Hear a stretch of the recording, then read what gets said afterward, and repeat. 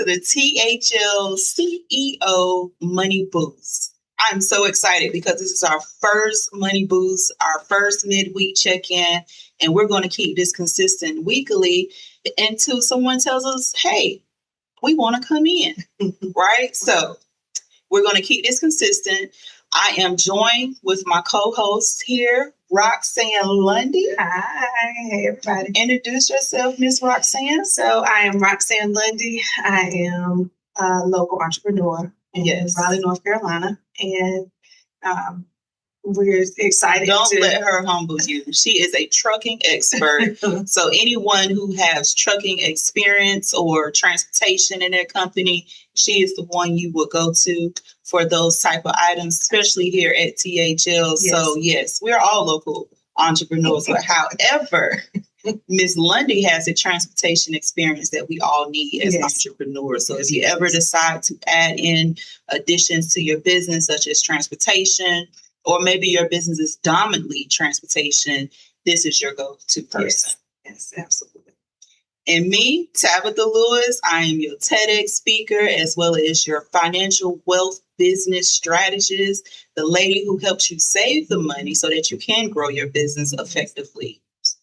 We also have our meeting moderator, Ms. Ruby, who is in the background, who will be asking us questions, because this first one, I wanted to hit on most frequently asked questions that I get a lot over strategy sessions when I'm working with clients and things like that. And Miss Roxanne here will be helping me as we go through those questions. So if you have any questions today, please drop them in the chat or let us know before coming in, and we can incorporate those questions at the top of the meeting. So right now, our gym moment is the most top question I get is about the S Corp election. The S Corp election is a top question I get a lot. And what I want to talk about with the S Corp election is knowing when it is time to shift. Knowing when it's time to shift is knowing when you are experiencing higher tax bills. That could be a sign. That's usually the main sign, is when your bill is elevated and you're like, wait a minute, is there something else I can do with this business where I can elevate it to another election and I can save some money? Well, yes, it is. Some key points of that is if you're making over $50,000 in profit, you may want to consider that. It doesn't apply to everyone's situation. However, that could be a sign when you're tipping over $50,000 in profit. Your major sign, of course, is if you're elevating a high tax bill. But there are certain things to take in consideration when making this election, is because in this election, it takes that business off of your personal return, especially if you're elected as an LLC. And I love the LLC mainly because it gives you the flexibility to grow your business from a from a DBA standpoint to a S Corp standpoint to a C Corp standpoint. And if there's more than one owner, partnership may be your consideration in that LLC.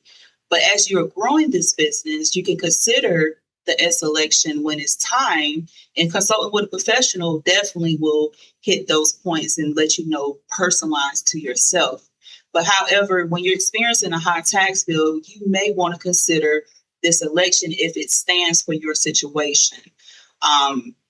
And also considering when you do this election, I want to give you some heads up, is you will have to put yourself on a salary. So if you're consistently in the election you're doing, in the entity you're in now, and you're paying yourself as an owner's draws, and you see that's being consistent, you may be able to put yourself on a reasonable compensation, which is a payroll within your S election. Mm-hmm. But to know that concisely to your situation, you must consult with a professional. But that's the gym moment.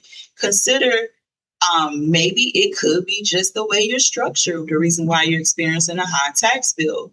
And S election is not the only election. You can consider the C Corp too as well. But the C Corp really applies to your situation. Do you got anything you want to kind of piggyback on that? Do you experience that a lot when you're seeing people with high tax bills? I started as an LLC myself, so I had to transition to an S Corp.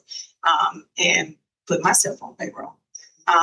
When I first started, coming into business, you don't know, you're just excited. You go get registered. You're like, oh gosh, I have a business. I'm going to get an LLC, because that's the first thing most people think, not really understanding the tax benefits later down the line, or, tax bills, because it's either going to be a benefit or you're going to pay more. Yeah. And honestly, that first year transitioning, I feel like I saved a few $1,000s just from that change. So very important, especially if you're at the beginnings of your business, reach out, speak to someone, and get yourself in the right position. So, and then payroll. There's all kinds of gems we know about payroll, especially being able to show proof of income. My first year, it was very hard to show that I made money from my business because I wasn't set up properly, and so, it was a very smart move to switch it. And then now those taxes are taken out throughout the year, as opposed to one lump sum, or not being able to show the money at all. So, yes, definitely. Yeah. And some of the experience of why you probably saved a few $1,000s is just shifting the entity around. That's it. Because one of the taxes that was involved with that was pretty much a self-employment tax, which is not in the S election from that. So that's probably some of that was probably the first. Yeah, I was going to say, it sounds just like that. That's exactly what I remember. Yeah, that's exactly right. It was a self-employment tax. Yeah, spot on. So sounds good. Well, that is our gym moment for today. Now let's get into the help desk, the CEO help desk, where we are answering frequently asked questions that are submitted here to our firm, as well as I see with my students that I work with, and as well as any local entrepreneurs that may stop me while I'm in the store sometime and they ask me questions. So I want to bring some of those questions to the forefront. And Miss Ruby, who would be moderating these questions, go ahead, Miss Ruby. Let us know, what is that first question? All right. So how much should I be paying myself as the owner? Salary, distributions, or both? Sounds good. So that is a great question. When it comes to paying yourself as a business owner, you want to trying to start some type of habit of that from the beginning. Now, let's just say we're going to go with an example. You decided to be an LLC. So if you're just a one owner LLC, of course, this is going on your Schedule C of your personal return. However, with this, you don't put yourself on payroll in this structure.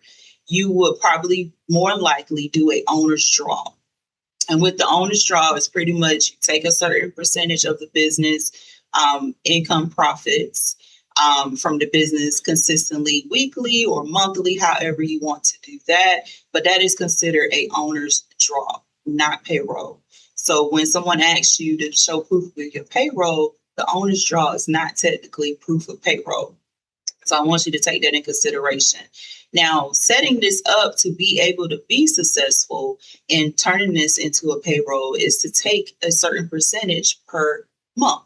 Whether you're making $100 a month, I would say at least 20 to 30%. If you can stand 10%, that's good too, but build it up to the salary that you are desiring within your business. But at the same time, do not starve your business for growth.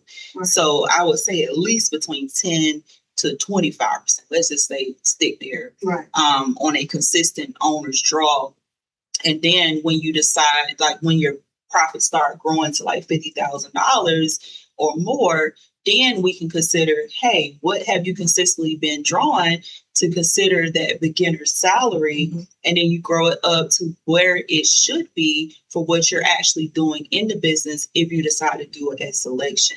And then in the X selection, if you pull from the business, that's considered a distribution. And you're also an employee of the business as well, too, on a reasonable salary. So depending on what you are titled as in your company, if you're the manager, you need to research to see what that reasonable salary is for that position. If you are the marketing director, you need to consider that as well. Or both. Sometimes you may be wearing several hats. And so, keep that in mind as you give yourself a salary. So Mhm. yeah, definitely. So I just thought about how many hats we all Yeah, wore. we wear a lot of hats. Absolutely. So definitely you want to consider what are you actually doing in your business to consider that reasonable compensation.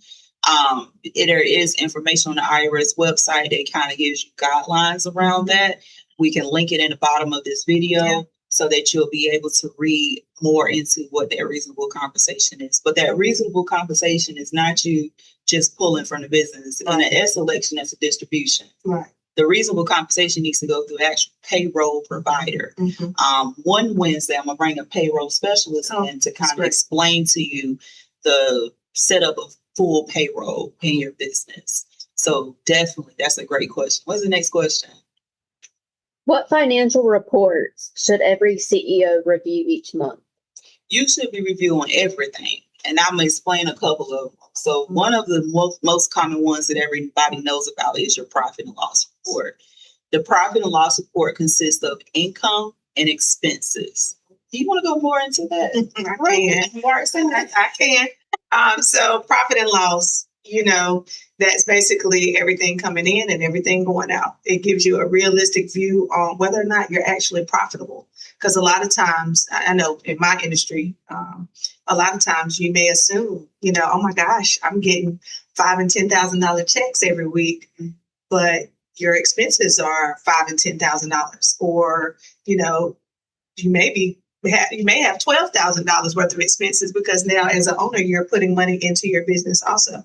Because I know we didn't mention that just a second ago, but also investing in your own business. Sometimes as an owner, you have to put some of your own money. So making sure that you're keeping up with everything.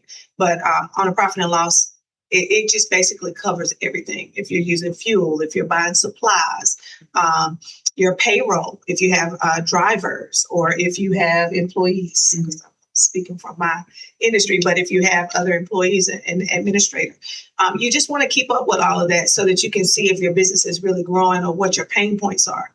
Because a lot of times when the money is coming in and you're in the hustle and bustle of running the business, you don't really keep up with it. You're just trying to make sure that everything is running smoothly, not maybe realizing that you may need to adjust something or downsize. You may have grown too fast. You may not be growing fast enough. There may be more money sitting that could be utilized, and you could take one of those hats off for yourself, and now you can bring an employee in to cover some of that work.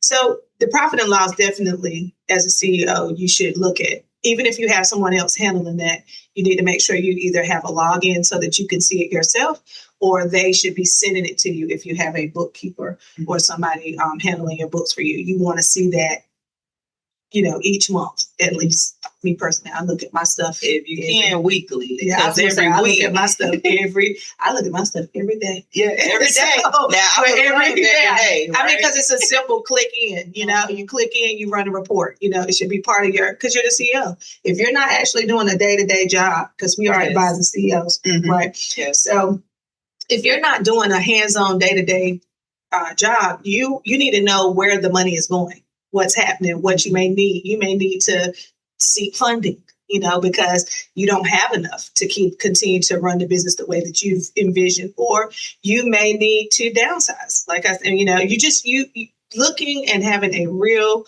view on where everything is going to be the best thing you can do. And that's something that it's something that we specialize in. I was going to say, yes, this is the place to make like those CEO decisions. That's right. Just understanding maybe I may have too much money being spent in one bucket that actually could be pulled back some and put into another bucket that actually makes the business move forward. Right.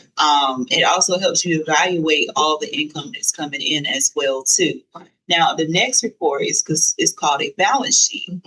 Now on the balance sheet is where you will see where your owner's draws come from, your distributions, all the accounts you have, all the debt accounts, credit cards, everything. You still want to pay attention to that as well too, to make sure you're balancing properly, because on the profit and loss report, it may actually show a profit of 20, 30, maybe even 100,000, but your balance sheet may be equal to 100,000 because you're trying to figure out, well, I don't see that 100,000 in my bank account. Right. Well, it's probably not in there because it's on the balance sheet.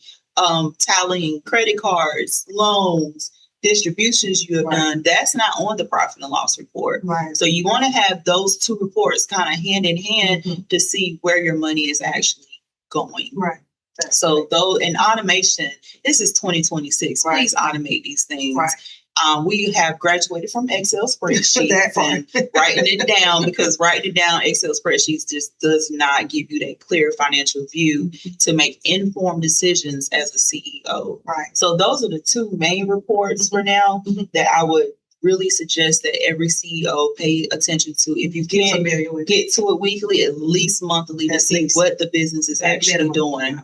Because with some of these advanced automation systems, you can look at it from a year's view, historical view, and things like that. And you can actually see the dips of when the company goes down or Mhm. when the company is Right. excelling, and see what can you do during those dip periods to increase your income. Right. It's that simple. So use automation. Mhm. I had a call last week Okay. with a business owner Mhm. that could not understand where her money went. And I told her the same thing. I said, hey, we got to come off Excel spreadsheet. I Mhm. said it in a very loving way, Right. because I was that owner that was- did Excel That's right. spreadsheet back in the Worse day. than you. Okay. I had all my stuff written down. That's how I was taught, because I came in through my father, and so that's what he did. He had like literally books, literal books, and that's My how I mom learned. did too. She Yeah, had black- a notebook for yeah. this. All her employees had a notebook. Right. All That's of how you her come up with it. bills had Yeah. each notebook. That's So we it. had like a whole notebook system back in the day. So I learned it from that way. But to actually get that clear view, Oh my gosh, it's it's way 2026. Yeah. Utilize some of these financial tools That's that's it. here That's it. that can help you see it at a viewpoint within minutes. That's it. That's it. Instead of taking hours and days to figure it out. You can do manual balance sheets and profit and loss, Right. but you gonna all that time you Spend a lot of wasted, you could have put that growth into your business and That's it. time to grow your business. Right. So what is it, $30? Right. I was gonna say QuickBooks or get something? at least QuickBooks. And ways, and they have training. it's like what, $20?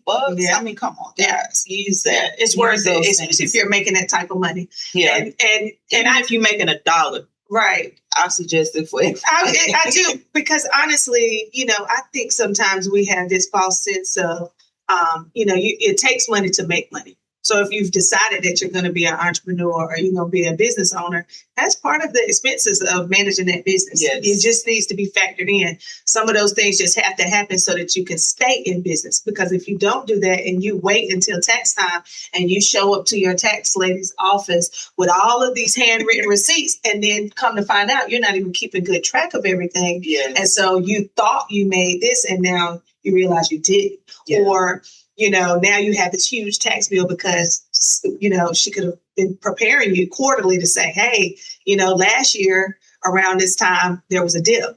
Are you prepared? Yes. Have you decided what asset you're going to add to your business? Or you had a large tax bill. It might be time to add an asset, Yes. So just being strategic, understanding how people truly grow and scale. If you don't have that, you won't be successful. And the whole goal. So, yeah. And if you're an entrepreneur, it's a high faith level. Let's just oh talk my God, about it. God's math. God's math. All God's day math long. all day. Yeah, So, living on faith. living on faith as a business owner. Yes. Every day you're wondering, well, you're not wondering because God is a house. Right. But as a entrepreneur, Yeah. that is all faith. Yeah. Let's just be Yeah. real. You're betting on your God and yourself. Like you're betting on you're gonna go out here and produce, because there is no one to pay you. There is no paycheck that you can count on. So it does separate yourself, and it is hard, especially if you're surrounded with people that do count on a 9 to 5, which there's nothing wrong with that. And it is an adjustment, because there's nobody that's going to come and fix it for you. You have to fix it yourself. And so, Be responsible for it. You really work. Think more. that just your Yeah. accountant is your responsibility. It's their You need to be responsibility. checking behind it. You should be checking behind them. Absolutely. You should, if you have monthly meetings, meet with that Have accountant. questions. If that accountant says, hey, I need for you to submit this, submit that, those are reasoning. It's not that we want extra paperwork. Right. We just trying to make sure we see a clear view of what you have going That's on right. if 9 times out of 10 we can save you and give you some advice if we see something coming. Right. But right. we're not going to be able to clearly see that if we don't have everything that we need. And that takes the business owner's responsibility, the CEO's responsibility there. You have to get up a little early. I'm up 5 or 6 o'clock in the morning every day. And sometimes I'm up till 12 or 1 o'clock, but it's a choice. And so when you choose to be a CEO, you're going to put in that work, especially the first couple of years. You have to understand your business. You have to understand your financials because you're probably the person that's running your QuickBooks to start off. There's no income, so if you're lucky enough to have somebody that you can outsource it, wonderful. But if you are that person, you don't want to wait till the end of the year to go and categorize your information. It will overwhelm you. I'm just going to be upfront with you. It will overwhelm you trying to do it all at one time. Make it a job for yourself. The thing about it is these automation systems like QuickBooks, WaveApps.com, they have their own YouTube channel that literally breaks all of this down for you. Step by step. Of how to use the system. So saying, oh, I can't do it. I can't afford something, so I'm not going to do it. Right. No, that's an excuse. Because I couldn't do it. If you really wanted to do it, you can. That's right. However, if you blessed to outsource it, because you say, hey, I don't want to learn one more item. Right. That is, we are here for convenience. Listen, right? We love to have you as a client. That's right. We'll love to have you as a client, but if you're not in position to become a client yet, that's the whole point of what we're doing is to try to help you get to a point where you can outsource it to us. But you have to get to that point first. So we're giving you gems so that you can take that road to success. And, if you really follow it, especially that first year or two, and you get ahead of it, you'll see like, okay, I got this. I got a hold on everything. I know where my money is. I know that this can be successful or this may not have been a good idea because you're looking at it every day. You have a true snapshot of your business. Yes. So, and that's really good. It really is. That's really good. It really is. And another thing is just keep a track. Just track. That's all I can say because tracking beats audits. Record keeping beats audits. Oh, one more thing that I did not do my first year that I would love to give as a gem. I did not realize that the legwork that I did to get started should be a write-off. Yes. I didn't really realize how much money I could have probably saved on my tax bill later on if I'd have been just tracking basic things that you don't think about, especially if you're new. Mileage, your phone bill, all of the legwork that it takes. When you created the LLC. Right. The day you didn't get the bank account. Right, because you didn't have a bank account, but you should have that receipt and it should be tracked. And with QuickBooks, those things that we've told you, you can add those things in, even if it's not linked to that new bank account that you have. Just keep up with all those receipts, if nothing else. So really take our advice. We want to see you guys successful. We want you to eventually become a client. Yes. And we hope all these gems help. Even if not, this is an educational moment. Absolutely. We're going to try to give you so much gems and resources that you can execute on your own. And if you need help, we are here to help you. But however, this is more educational. That's right. And I want to make sure everybody's succeeding. That's right. Love it. All right. So what's our next question? All right. How do I improve my cash flow without increasing sales? Look at your taxes, look at the entity structure, and things like that. Be creative. What extra things are you spending money on that you should not be spending money on? Right. Give us some examples, Roxanne. Let's see. So there were times where I had to reevaluate things. You can keep some things in-house. I mean, you may have someone that works with you that knows how to do some of the things you're outsourcing. And they may have time in their schedule where now you can say, hey, you know what, can you do this on Fridays for the last part of your day as opposed to doing something else, or, switching things around. Just figure out ways to save money within the company. Me personally, with my lane, we have stuff that we outsource, like our mechanics, things of that nature. Some of my drivers know how to do some of the small things. So I've saved in labor, and they take care of their trucks like it's their truck. Yes. And so that kind of helps. But there are several ways that you can definitely save money. Subscriptions is another. Yeah. That's a good It's a silent eater at your profits. Yeah. Sometimes that we is. have over 100 subscriptions and probably using 2. Right. I was gonna say, yeah, that is one. That is a good one. I'm trying to think of if there's anything. I'm so far removed from it. I know that sounds terrible, but like I haven't. I kind of am looking at my account every day, so I know I'm just like, what is a waste that I would recognize? I don't think the subscriptions is definitely that one is the major one. Yeah. The subscriptions is definitely a major one. And also being creative to your income. Right. Look at things in your industry, what you're actually doing. What are the things you probably haven't touched yet, which can also help increase cash flow. Okay. And then another traditional one is definitely funding. But let funding be your last result when you can actually pull that cash flow within your company. That's right. What's our next question? Right. That was a great question. That was, yeah. When is the right time to hire an employee? When you sitting there pulling your hair out. Let's just be real. Let's be real. Some people gonna pull their hair out. Sometimes we be pulling our hair out and we over exhausting ourselves when all we needed was maybe one person. Yeah. Even if you start them part-time. Yes. You know, don't always look at it like you have to provide a full-time job. You know, if you're at the place where you can add one employee, even if it's 20 hours a week or 15 hours a week, whatever you can afford to take some of that day-to-day off of you. So now you can expand or catch a breath, you know, because you have to have balance. I still struggle with that. You can't even be efficient if you don't have any help.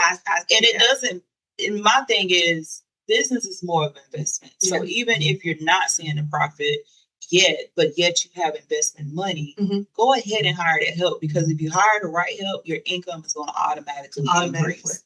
And then takes you as a CEO taking all the admin off of you so that you can focus on the growth of the company. Right. So even if you are making, like, let's say $20,000, but you know you need a person to help you research to the next level, hire that person part-time.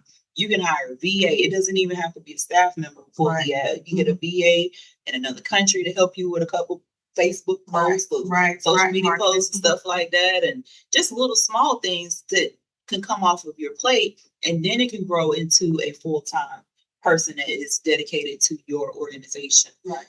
So definitely, that's when you should hire. Right. Don't wear yourself out when you don't have to.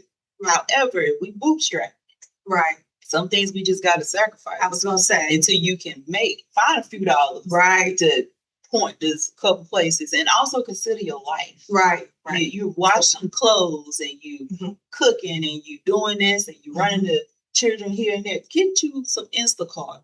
Get you Poplins. Poplins, I love it, boy. It's like Uber on laundry. Okay. When I discovered that app, and it's not as much as y'all think it is. I think I sent about 4 or 5 bags to them one time for like $20, $30. Like, come on now. Right. How long will it buying your time back? How long will it take you to wash those clothes? You're right. You know, it's simple stuff like that. So consider those things as well too. Yeah. Because that's still considered an employee, because as an entrepreneur, you got to think about those expenses give you your time back. Yes. Because you're not a 9 to 5, 9 times out of 10 when you're the CEO. You are working when everyone else has gone home. So to try to find balance in that, make sure you can afford it. You really start looking at like, okay, when do I ever have time to just sit? It may be time for me to bring somebody in. Yeah. The financial side of it, hence why we said, look at your profit and loss. If you're taking a look at that, you see that there's enough money, even if it's part-time, to bring someone in.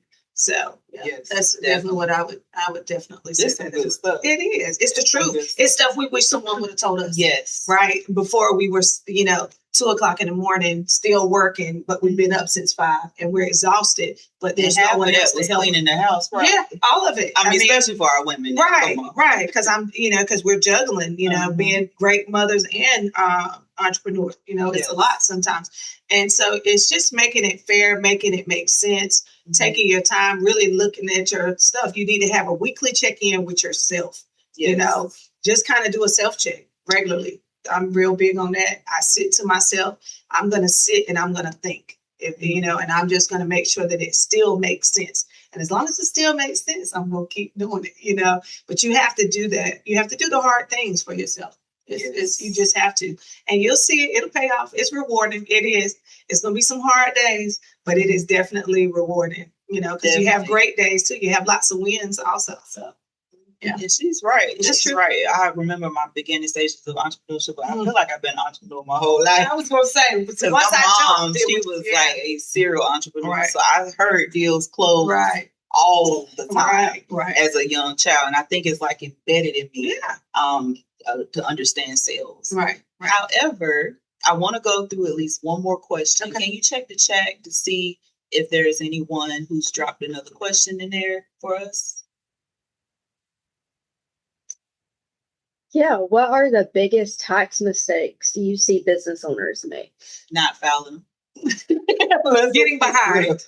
Don't get behind when there is help available. Yes. There's so Don't much be afraid. resources out here where you can find a good tax person. However, I would suggest interviewing who's doing your taxes, just as if you're hiring them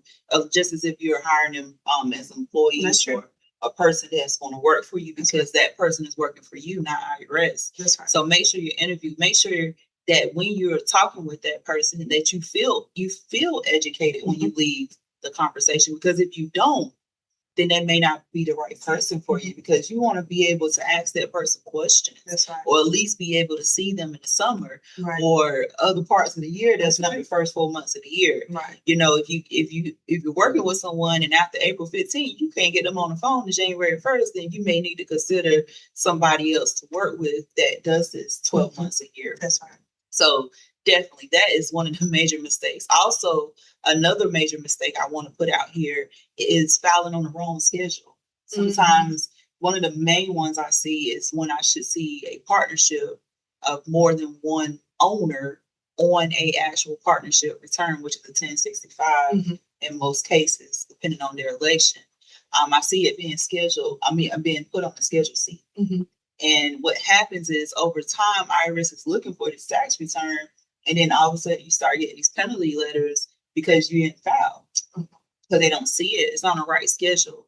So that's another mistake I've seen, where I had to go through a couple years and amend them off of the personal return to put them actually on the partnership return. You don't split it in half and do one partner does Schedule C, another one does Schedule C. You're supposed to receive a K1. So that's another mistake I see out there. If that is you, go ahead and consult with your tax professional or accountant to make sure that you're filing on the correct schedule, so you don't incur, a lot of fines for no reason. Right. I want to piggyback on what you said at the beginning about not filing your taxes. Don't let fear set in.